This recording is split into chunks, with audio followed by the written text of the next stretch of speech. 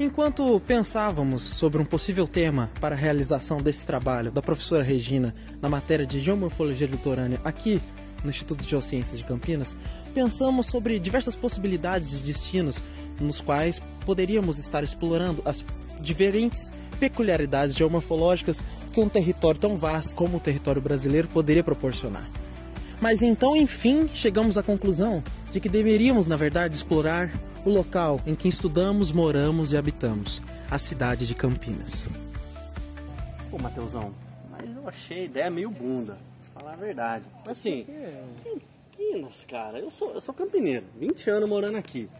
Cidade qualquer coisa, por que a gente não vai lá pra Itatiba, que você foi agora lá, Matacões, super interessantes, a gente vai lá pra Santos, pô, uma falha que gerou a Serra do Mar, vai pra Cachoeira mesmo, super interessante, lá vai ser o Gabriel, grava, porque Campinas é meio... O que tem aqui? Aqui é meio nada a ver, eu acho, sei lá. Cara, Felipe, eu vou te contar uma coisa, cara. Pra mim é muito decepcionante ouvir de um campineiro como você, terceiro ano aqui na graduação nas Geociências, ouvir uma coisa dessa, porque a cidade de Campinas é bastante interessante do ponto de vista morfológico, tendo em vista o limite litológico que existe aqui na cidade de Campinas. Ao observar o mapa geológico da cidade de Campinas, o telespectador que nos assiste pode pensar que aqui existe uma peculiaridade muito importante. Como podemos ver no mapa, o município de Campinas se encontra no limite entre dois conjuntos de litologia distintos. Podemos observar a presença de um limite entre as rochas sedimentares da Bacia do Paraná, associadas à Depressão Periférica Paulista, e uma litologia cristalina associada ao Planalto Atlântico, cuja formação remete a movimentos de massa ocorridos milhares de anos atrás, após a separação do Gondwana.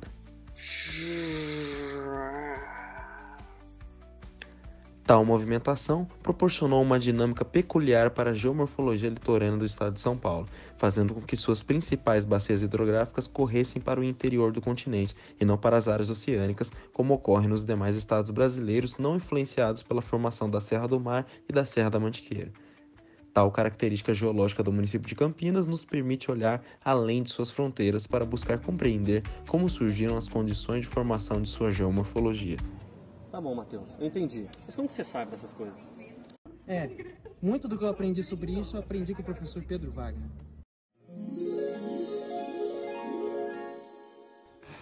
Bom, talvez o que a gente precisa pensar para tentar explicar por que existe uma feição estranha na região de São Paulo, Espírito Santo, Rio de Janeiro, até Santa Catarina, esta feição ser digamos assim, uma estrutura relativamente elevada no relevo comparada com outras áreas do litoral brasileiro. E isso está relacionado, digamos assim, com posições que o Gondwana ocupou ao longo aí dos últimos 130, 120 milhões de anos e, de fato, aquilo que aconteceu só depois que houve a separação da África e da América do Sul.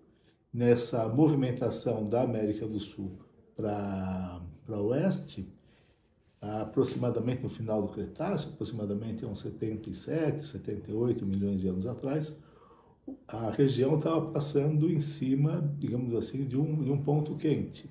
E esse ponto quente, ele, além de gerar, digamos assim, o vulcanismo que a gente conhece como as rochas alcalinas, né, que tem São Paulo, que tem, digamos assim, em vários locais do estado de São Paulo, esse mesmo evento, ele ajuda a explicar o levantamento da Serra do Mar e da Serra da Mantiqueira, né?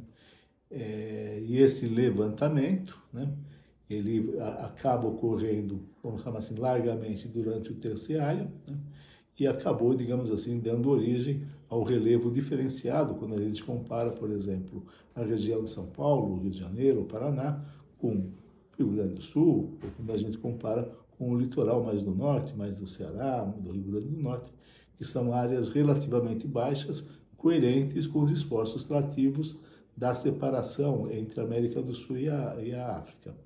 Diferente dessas regiões, a Serra do Mar, né? A gente pode pensar em termos hipotéticos, né?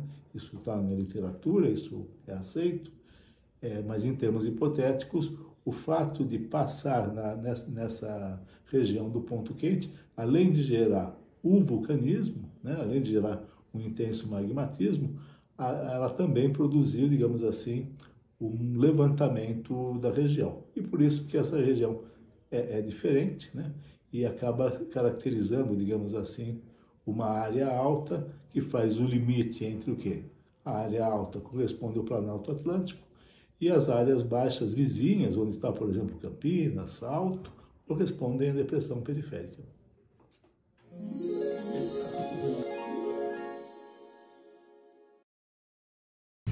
Tá bom, agora eu entendi tudo que você tá falando, Gondwana e tal, eu peguei a ideia do que tá acontecendo. Não, vocês estão de sacanagem, né, meu? Pô, mas onde que fica... Vocês estão falando de relevo, pedologia, estuda aí, mas e o clima? Cadê a questão de mudança? Cadê... O que a disciplina mesmo abordou? Você quer falar de relevo mesmo, na paisagem? Tem que ter tudo isso, não é geomorfologia? Eu acho que a gente vai ter que conversar com o Pedrinho. A partir dessa demanda pelos elementos que complementariam nossa explicação geomorfológica, como a ação climática e a implicação da morfologia na ocupação humana, nossa equipe decidiu entrar em contato com o pesquisador da Unicamp, Pedro Michelucci Chels. Pedro optou por ter seu depoimento apenas registrado por áudio. Exibiremos, portanto, imagens registradas pela nossa produção no campus 1 da PUC de Campinas, onde é possível enxergar no horizonte parte das formações morfológicas descritas por Pedro em seus áudios. Os conjuntos de rocha que tem aqui em Campinas, eles acabam favorecendo dois tipos bastante diferentes de processos de transformações do relevo e, por consequência, dois tipos bem diferentes de paisagens geomorfológicas. O primeiro desse conjunto são as rochas que estão no domínio estrutural, que os geólogos costumam chamar de faixas móveis, e os geomorfólogos costumam chamar de cinturões hidrogenéticos, que são as rochas que afloram geralmente no distrito de Joaquim Egídio. São rochas mais antigas, um conjunto de rochas ígneas e metamórficas, que tem um arranjo geométrico mais complexo e também tem uma sobreposição por vários alinhamentos de fraqueza, em especial vários alinhamentos de falha. Esse conjunto da geometria mais complexa dos arranjos das rochas e da presença de muitos produtos da deformação leva essas rochas a serem afetadas pela desnudação e pela erosão de maneira desigual. Então são áreas que têm um relevo que nos textos antigos o pessoal fala um relevo mais movimentado, ainda que hoje as pessoas não gostem dessa expressão. Algumas pessoas dizem, parece que o relevo está indo fazer ginástica quando você fala que o relevo é movimentado. Mas eu pessoalmente eu gosto. Eu acho que é uma expressão que passa a ideia que é um relevo não monótono, um relevo que tem desníveis verticais, picos altos e fundos de vale separados por grandes extensões. Então é um relevo que tem mais acidentado, com a presença de morros e declives mais salientes. Já os relevos associados à segunda unidade, a bacia sedimentar, têm características diferentes. São variações do relevo, variações morfológicas mais suaves, que tem a ver com as características geológicas dos materiais, que são materiais que se organizam com uma geometria mais regular, com camadas dispostas em padrão subhorizontal, ou seja, com um ângulo muito pequeno, ainda que não zero, e esse padrão tabular das camadas acaba favorecendo com que a erosão delas, de certa maneira, acompanhe essa geometria, gerando também relevos pouco inclinados, com poucas variações locais. Nas rochas da bacia sedimentar existe ainda uma divisão.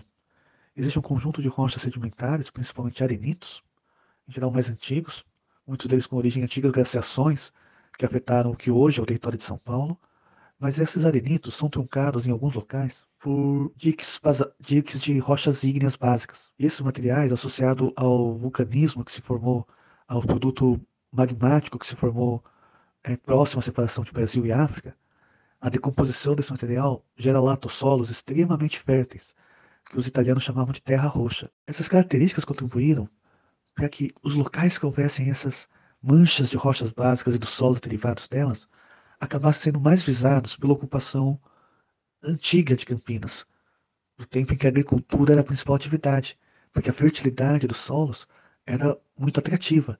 Barão Geraldo é um exemplo disso. Barão Geraldo está associado a grande parte da sua unidade geológica.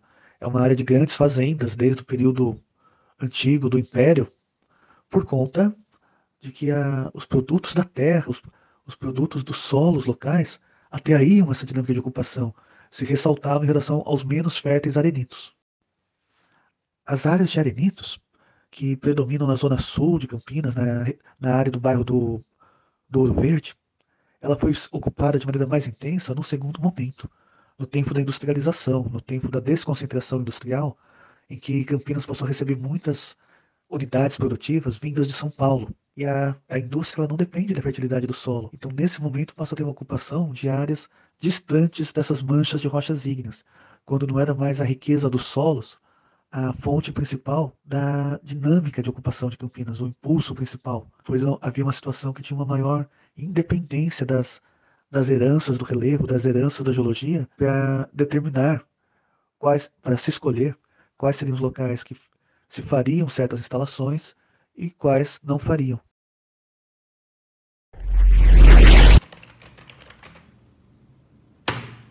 Cara, finalmente terminei de editar o vídeo.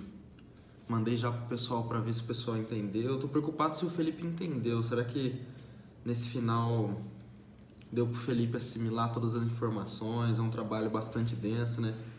Tomara que ele tenha conseguido e seja o que Deus quiser. Ah, sim, agora eu entendi o que o Matheus queria dizer sobre a importância de Campinas.